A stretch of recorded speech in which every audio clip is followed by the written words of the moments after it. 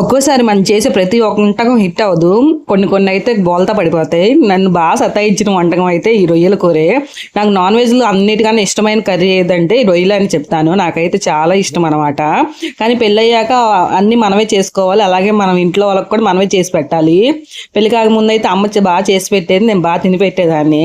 పెళ్ళయ్యాకైతే ఎన్ని సార్లు ట్రై చేశానో ఈ వంట ఒక అమ్మ ఎన్ని సార్లో చూపించింది. నేను యూట్యూబ్‌లో ఎన్ని సార్లో చూసి నేర్చుకున్నా. అయినా రాలేదు. కానీ దీని మీద ఇష్టంతో ఎట్టయినా సాధించా. ఇప్పటికైతే నేను కళ్ళు మూసుకొనైనా వండేయగలను. మీలో ఎంతమంది నాలాగా అట్లా వేయించిన రొయ్యలు పచ్చి పచ్చియే తినేస్తారు?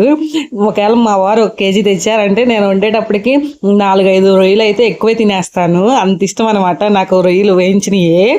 ఇంక కర్రీ విషయానికి వస్తే ముందుగా అయితే రొయ్యలు అయితే కంపల్సరీ ఆయిల్లో అట్లా ఫ్రై చేసుకోవాలి. ఉప్పు, పసుపు, కారం వేసుకొని. లేకపోతే అందులో ఉన్న డస్ట్ మొత్తం కర్రీలోకి వెళ్ళిపోద్ది అనమాట. రొయ్యలు అయితే కంపల్సరీ నీట్గా శుభ్రం చేసుకోవాలి.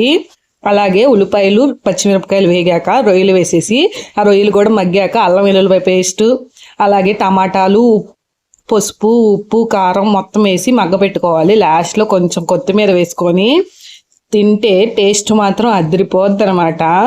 మీలో ఎంతమందికి నాలాగా రొయ్యల కూర అంటే ఇష్టమో కామెంట్ చేయండి. నాకైతే సూపర్ అంటే సూపర్గా ఇష్టం.